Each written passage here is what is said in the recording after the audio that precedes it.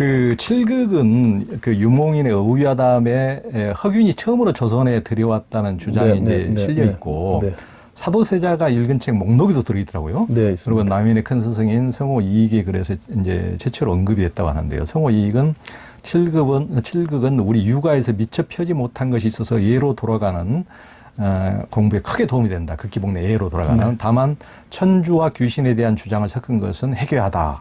만약 모래와 자갈을 체질하고 채로 이렇게 체질하고 고명한 논리만 가려뻗는다면 바로 육아의 불의일 뿐이다라고 했고 안정복도 권철신에게 보낸 편지에서 칠극은 비록 간혹 뼈를 찌르는 이야기가 있긴 하나 어찌 여기에서 취한단 말인가라고 이제 비판을 했는데 이제 그런 성리학자 입장에서 이제 어떤 성리학은 다른 종교 사상을 이단 사설로 배격을 했으니까 이런 이익과 안정복의 견해를 어떻게 보십니까?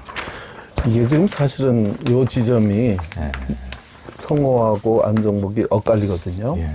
요 지점이 사실은 우리 서학이 조선에 전파되는 경로에서 상당히 중요한 그 관절 부분입니다.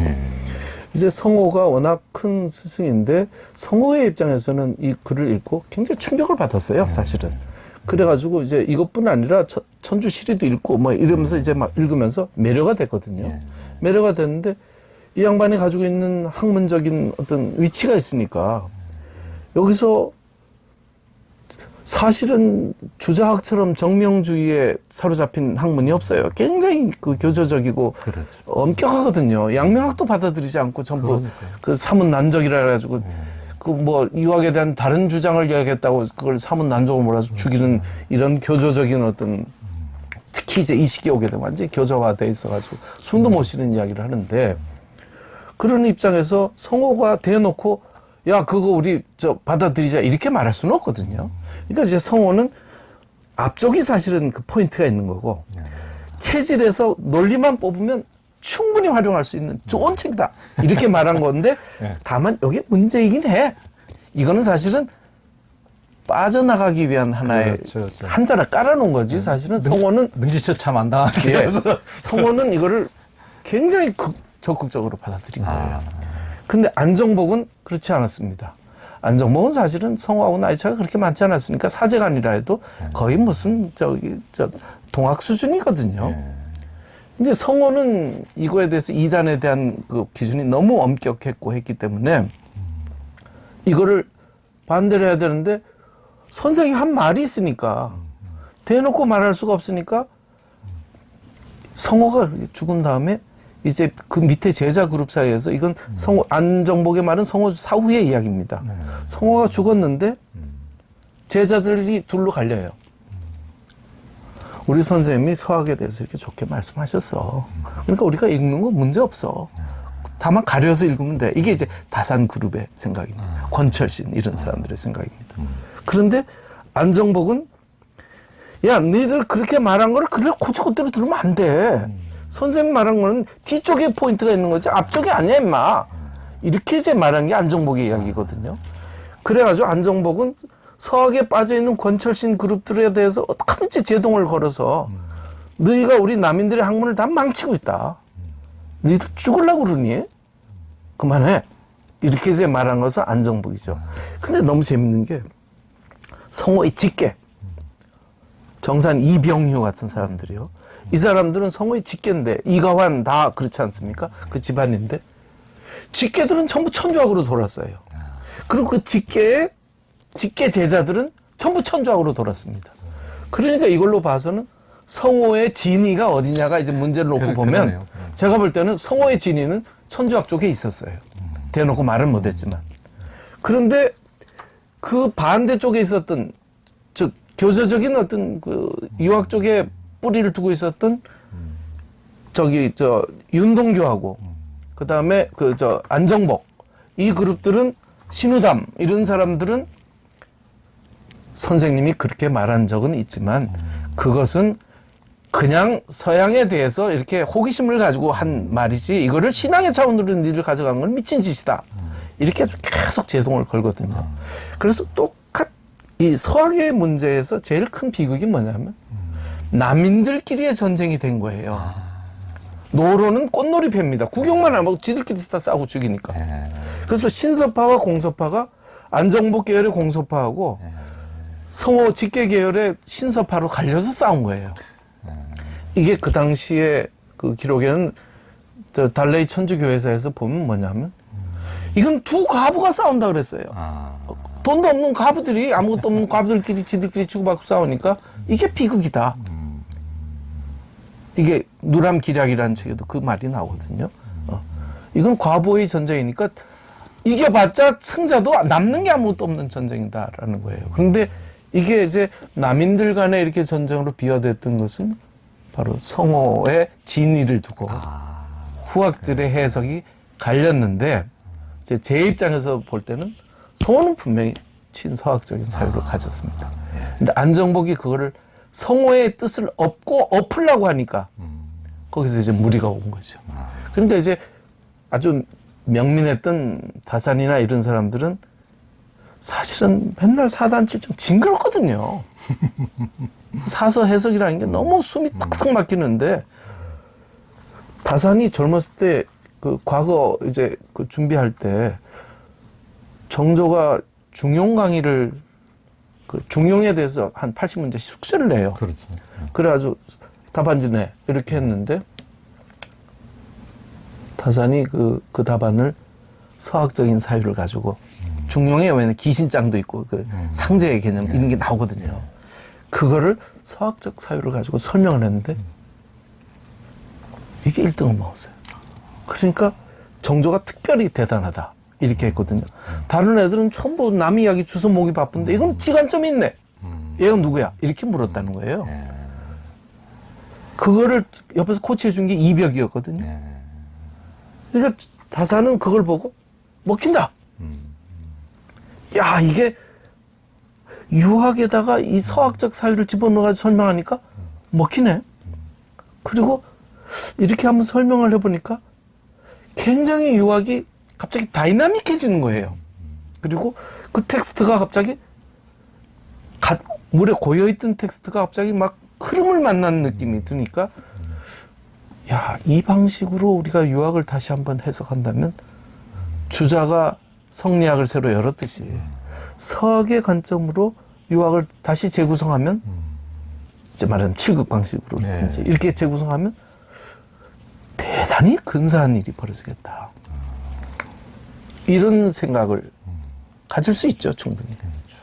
그게 이제 바로 이제 이런 상황이 이제 나온 겁니다. 이제 고구도가 사실은 조금 선명하지 않아서 일반인들이 사실 그 부분을 이해하기가 조금 어려운 점이 있죠.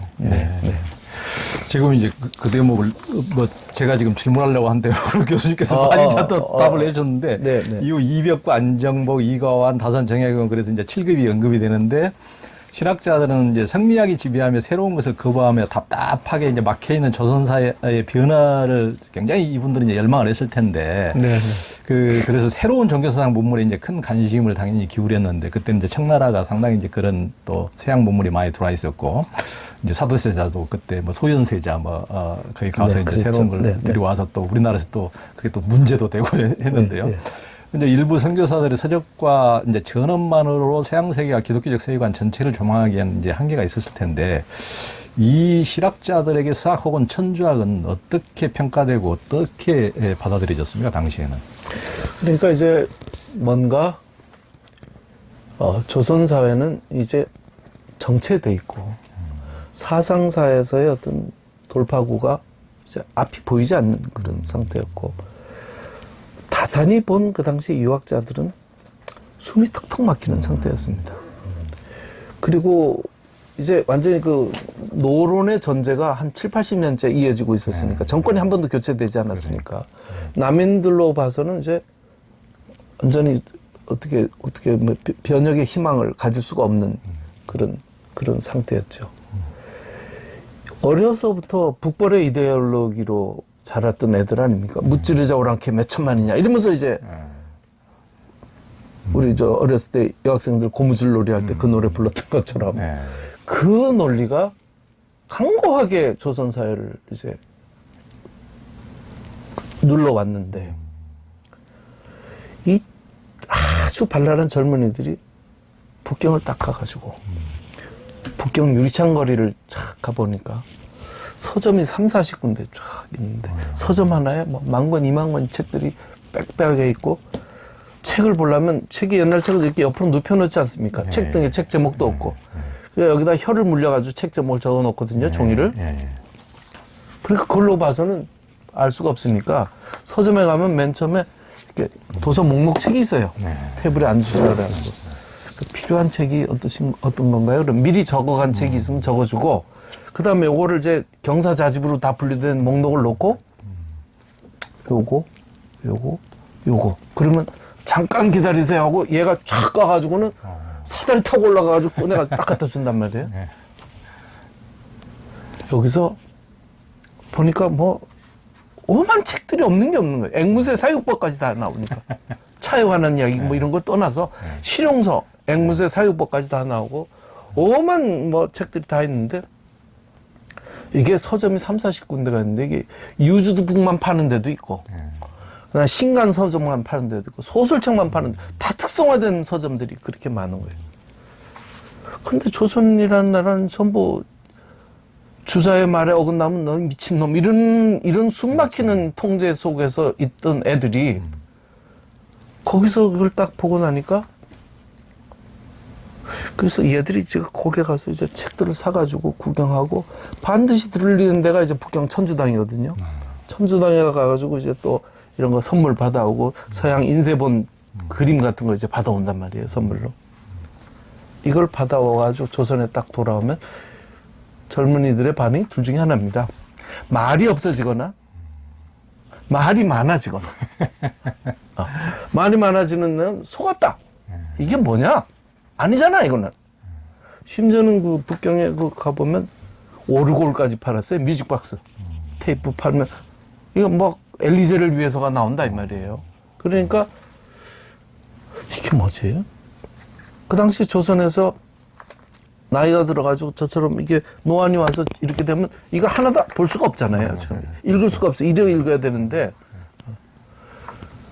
북경 가서 돋보기를 사가지고 딱 갖다 주면 이게 그냥 쫙 올라와서 갑자기 이제 문자 생활을 할 수 있게 된 거예요. 이러니까 얘들이 이제 가가지고 그 문물에 미치고 심지어 우리는 바늘을 못 만들고 있으니까 바늘 한 쌈 사가지고 오면 그걸 가지고 평생을 하다가 바늘기 떨어지면 조친문까지 져가지고 아이고 애고 바늘이야 애급부다 바늘 이런단 말이에요. 이러던 나라에서 그래 가서 보니까 얘들이 야 우리가 무슨 북벌을 하냐 택도 없는 소리다.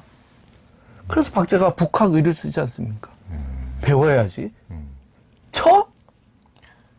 이게 결국은 뭐냐면 이게 국가보안법에 문제가 생기는 거예요. 가 보니까 우리가 속았어. 세상이 지금 어떻게 돌아가는데 아직도 4단 7정에다가 무슨 인물성이 같으냐 다르냐 가지고 싸우고 앉았냔 말이에요. 이게 말이 되냐? 이게 완전히 속았다. 이게 분노하는 거죠. 이 분노가 양만전으로 나오고 허생전으로 나오는 겁니다. 허생전이라는 게 이게 매점 매석에서 떼돈 버는 이야기가 아니고 조선이 북벌을 한다면서 그래 돈 마냥 빌려가지고 저 안성 길목 막아가지고 과일 매점 매석하면 그의 제사를 못 지내는 이런 유통도 안 되고 무라도 유통도 안 되는 이 코딱지만한 나라에서 우리가 그런 인프라 구축도 없이 무슨 전쟁을 한다는 거냐. 그러니까 북벌은 택도 없는 소리다를 고발하기 위해서 쓴 거거든요. 근데 이거를 떼돈 버는 법으로 이걸 텍스트를 읽으면 안 되죠. 그러니까 그런 것들이 결국은 그 시대를 진단하는 내부의 목소리들이에요. 근데 그 목소리 속에서 그러면 우리가 이거를 우리 거를 지금 버리는 것보다 우리 거를 뭔가 보정할 어떤 시선이 필요하다. 여기서 이제 석이 끌어 들어오는 것이죠. 그러니까 이네들이 볼 때 다산이 그 뭐 수원성 설계부터 시작해가지고 기준과 모든 그 설계가 다 서양적인 서양 어떤 문물을 가지고 하는 거 아닙니까? 이게 같이 들어오는 양날의 검으로. 그러니까 20세기의 그 식민지 시대의 서양 선교사들이 그 또 20세기 중반 이후에도 항상 하는 소리가 있잖아요. 한 손에는 바이블, 한 손에는 코카콜라. 네? 이걸로 정신을 개조시키고 이걸 입맛을 개조시킨다는 거예요. 그러니까 서양의 문물과 천주교가 이렇게 같이 그렇죠. 들어오게 되는 겁니다. 그래서 이네들에게서는 천주학은 사실은 우리 사회를 개선하고 우리 사회를 업그레이드 시킬 수 있는 굉장히 유력하고 강력한 통로다. 네. 그런 생각을 이제 하게 됐으니까 네. 이걸 어떻게 충돌 없이 이제 안착시킬 것인가. 이게 이제 얘네들의 고민이 그러니까. 되는 것이죠. 그러니까 이게 성리학으로 수백 년 동안 가라앉아서 통풍도 안 되는 이 바람을 그렇습니다. 사학으로 바람으로 한번 이게 깨끗이 거품을 해야죠. 씻어내고 네. 바람이 통하게 하고 네. 또 우리의 어떤 답답하고 너무 나약한 이런 것을 어떤 세상에 앞선 문물로 이 나라를 좀 근본적으로 좀 발전시켜 보고자 하는 그런 어떤 그렇습니다. 열망이 네. 이제 서학에 대한 관심으로 이제 되었다고 이제 그걸 볼 수가 있겠네요. 이네들이 이제 맨날 하는 말이 서양의 과학이 놀라워서 그거 보다가 빠졌어요. 이렇게 말하거든요. 이제 신문 받을 때 사실 저는 서학의 과학을 공부하려고 했던 천주교를 믿은 건 아닙니다. 이렇게 말하는 거예요. 근데 이제 아까 말했듯이 피타고라스의 정리 같은 것도 그렇고 이게 뭐 그 당시에 조선의 수학 수준이라는 게 유클리드 평면기하학의 수준을 넘어서 구면기하학의 단계로도 황도 백도상의 별과 달의 이 운행 주기를 관측하는 계산하는 수준까지 가 있었거든요. 서양 걸 받아들이면 19세기에 올라가면 다 그렇죠. 이제 그런 걸 보면서 그게 책에 보면 서문이 또 천주교 이야기가 나와요. 그러니까 그 기기도설 같은 게 이제 말하자면 기준가 이런 책이잖아요. 그 기준가의 책에 보면 이게 보이지 않는 손이 이렇게 그림 속에 나와요. 네. 이런 손이 이렇게 등장합니다. 이게 이제 그러면서 이제 신앙이 같이 슬쩍 묻어 들어오는 거죠. 그러니까 이건 뭐지? 하고 이제 보면 야 이게 특히 칠국 같은 거, 야 이거 진짜 좋은데 이걸 왜 아니라고 하지? 이거 읽으면 왜 안 돼? 가려서 읽으면 되잖아. 이러면서 이제 이런 것들이 이제 이게 계속 연착륙하는 이제 되죠. 그러니까 권철신 그다음에 저기 이벽이나 이런 사람들이 그 주어사 강학회에서 공부할 때도 칠국 텍스트로 들어가거든요. 그때도 거기서 들어갑니다. 그 책에는 뭐라고 나왔냐면 다산묘지명에는 뭐라 하냐면 7가지의 죄악을 극복하는 방법에 관한 책. 이게 이거죠. 그러네요. 정확하게 그렇게 묘사가 되어 있어요. 그러니까 그런 책들을 스터디를 하는 겁니다. 자기들끼리 모여서. 근데 그 스터디의 목적은 뭐냐면 우리가 어떻게 하면 이제 유학을 이제 신유학을 만들 것인가. 그렇죠. 네오 컨피셔니즘을 우리 시대의 네오 컨피셔니즘은 뭐냐? 그 모색이 바로 이제 서학과 전맥된 거죠. 주자가 사실은 불교의 어떤 심성 이것과 연결되어서 이제 성리학이 이제 그렇죠. 나오는 거하고 똑같은 논리예요. 그렇죠. 그러면 우리 시대에는 서학의 논리를 가지고 유학을 보정할 수 있겠다. 그 대신에 저쪽 사람들은 마테오 리치나 이런 사람들은 자꾸 이제 서학 쪽으로 자기들을 끌어들이려고 하는 거지만 우리는 그렇죠. 유학의 주체를 가지고 이쪽을 받아들이면 된다. 그 포스트가 여러 가지가 있는 거예요. 서학과 유학이 있으면 그렇죠. 이쪽에 있는 것과 이쪽에 있으면 우리나라 천주학 그 신서파들은 이쪽에서 이쪽을 일로 견인하려고 하는 것이고 또 이쪽 판토하는 이쪽에서 서약 쪽으로 견인하려고 하는 것이니까 당연한 거죠, 뭐 그런 것은. 그렇죠. 네. 정약용의 이제 형제들은 천주교 믿어서 이제 다 죽음을 면치고 됐는데 다사는 이제 배교하고 살아남았는데 일부에서는 겉으로만 배교 안척했지 최후까지 이제 천주교인이었다 이렇게 하는 분도 계시고 이제 정 교수님은 이제 정민의 다산독본 8안에서 다산이 천주교 사제였다는 이제 추론을 소설화하셨는데요. 어떻게 이제 그런 추론이 가능합니까? 소설화가 아니고 저는 소설 쓰지 않았습니다. 소설이 아니고 소설 아닙니다. 이거는 뭐 팩트를 가지고 이야기한 것인데 이게 이제 저는 우리 사회가 너무 경직되어 있다는 것도 이제 이런 논의를 참 방해하는 하나의 장애 요인이라고 생각이 드는데요. 한 사람의 인생을 우리는 맨날 10대 0 아니면 0대 10으로 규정하려고 그러거든요.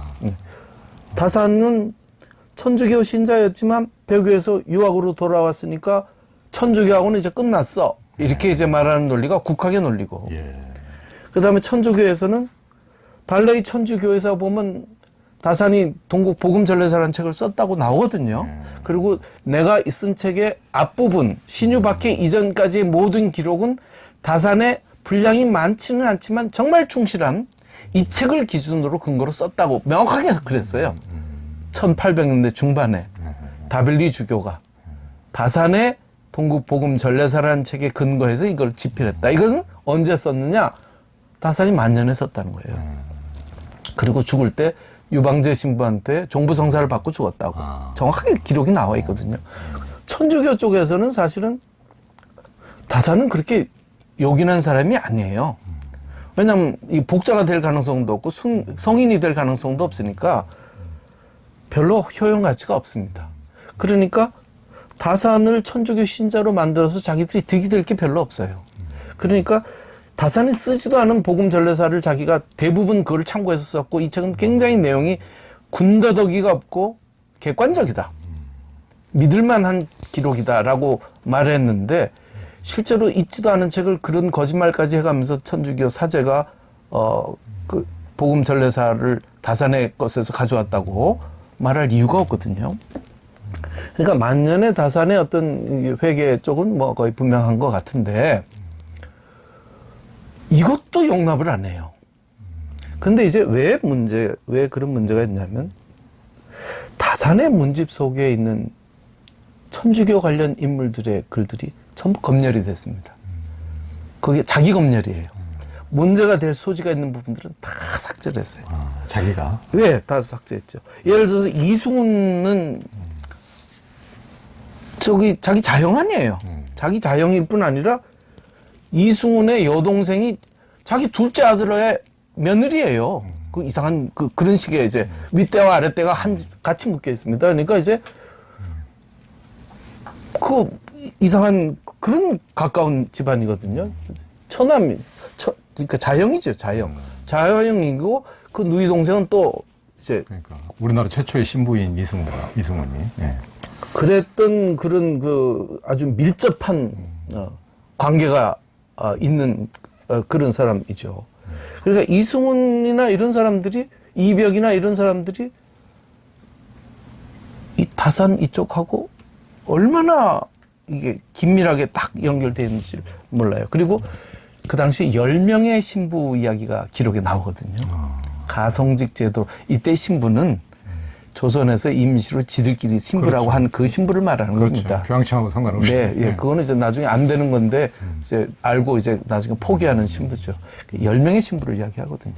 10명의 신부를 이야기하는데, 그 중에 5명은 나오는데, 5명, 6명은 나오는데, 그 어떻게 해보면 7명까지는 나오는데, 3명이 없어요.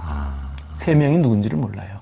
그런데, 이벽은 자기 형의, 이렇게 자기 형수의 남동생이거든요, 이벽이. 이벽은 형수의 남동생. 이승훈은 누나의 남편. 이게 천주교의 핵심 중에 핵심이에요. 그렇죠. 핵심. 예. 거기다가 이제 권일신 이런 사람들 이렇게 몇 사람 빼고 나면 초창기 교회에서 전부 이걸 조직을 구성하고 핵심 교리 연구하고 했던 그 인물 중에 가장 중심이 다산 형제들이에요. 쏙 빠졌거든요. 왜 뺐어요? 다산이 그 기록을 남겼기 때문에 자기는 뺀 겁니다. 근데 다산 형제가 빠질 수가 없어요. 그렇게 본다면 아주 상식적인 추론으로 봐도 수많은 다른 글씨의 정황이나 증거로 봐서도 다산은 절대로 빠질 수가 없거든요. 왜냐하면 1785년에 을사 추조 적발 당시에 명동에서 이제 잡혔을 때, 명례방 집합에 잡혔을 때도 다산은 있었고, 그게 최초 천주교가 검거된 사건 아닙니까? 그때도 다산 형제가 분명히 있었다고 기록에 나오고, 2년 뒤에 1787년에 정미 반해 사건이라고 성균관에서 천주교 스타디하다가 이승훈하고 다산하고 이렇게 스타디하다가 이기경한테 딱 걸려가지고 이제 무리를 일으킨 사건이 있거든요. 그때도 다산이 있었어요. 거기는 다산이 그 당시에 천주교 헤드쿼터였습니다. 그럼 헤드쿼터에서 85년에 현장에 있었고 87년에 주도했던 사람인데 이 사람이 그 당시 천주교 조직에서 탑 10 안에 못 들어갔다는 이야기는 말이 안 되거든요. 그러니까 이제 그런 면에서 합리적인 추론을 한 거죠. 근데 이제 그 이야기를 했더니 뭐 그냥 미친놈이라고 뭐 난리가 났어요, 사실은. 그런데 어느 쪽에서 주로 국학적이죠. 국학적이죠. 그러죠. 네가 다산 선생을 드디어 어디 선을 넘는구나. 뭐 이렇게 이제 이렇게 되는데 네. 사실 사람이라는 게 그렇지 않습니까? 이게 6대 4나 7대 3이지 아니면 5대 5인가. 그렇죠. 이걸 어떻게 0대 10 아니면 10대 0으로 만들어서 그걸 그대로 지켜야만 다산이 위대하고 아니면 다산은 위선자고 이렇게 된다는 논리로 이 접근할 수는 없는 거거든요. 그래서 이제 다산의 젊은 시절은 천주교 때문에 온통 모순투성입니다. 그리고 다산의 글 자체가 앞뒤가 맞는 내용이 너무 많아요. 예를 들어서 다산이 그 비전 묘지명이라고 해서 천주교 신자들을 대상으로 해서 이 사람들이 천주교 신자가 아니라는 걸 입증한 이가환이나 오석충이나 이기양이나 이런 사람들을 이제 권철신 이런 사람들에 대해서 묘지명을 썼는데 이거를 세상에 알리면 안 된다고 비전으로 박아놨어요. 근데 그 내용에 보면 이 사람들이 다 천주교 신자가 아니라고 해놨는데 그 안에 보면 이 사람들 다 천주교 신자거든요, 명백하게. 근데 아니라고 알리바이를 만들어준 글이에요. 근데 심지어는 오석충은 다산하고 너무너무 친했던 사람입니다. 먹을까지 대줬, 자기 월급 털어서 쌀까지 사줬던 그런 사람이에요. 근데 오석충의 그 묘지명을 보면 딸이 하나뿐이었다고. 족보에 딸 둘이거든요. 그 다음에 오석충이 사학증에 보면 공조에 가서 잡혀가가지고 형조에서 문초당할 때도 저는 딸이 둘인데 분명히 그렇게 말해놨는데 다산에 입 딱 다물고 외동딸 하나 있다고 딱 그렇게 썼어요. 하나는 어디다 숨겼구만요. 네. 그 하나가 뭐냐면 천주교 신자 중에 골수 신자로 독자가 된 그 사람의 마누라였어요. 그러니까 천주교의 순교한 사람, 순교자의 처였어요. 그 딸도 천주교 신자였어요.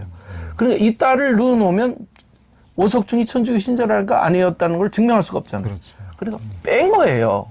그러니까 이런 식의 이제 왜곡이 굉장히 많습니다.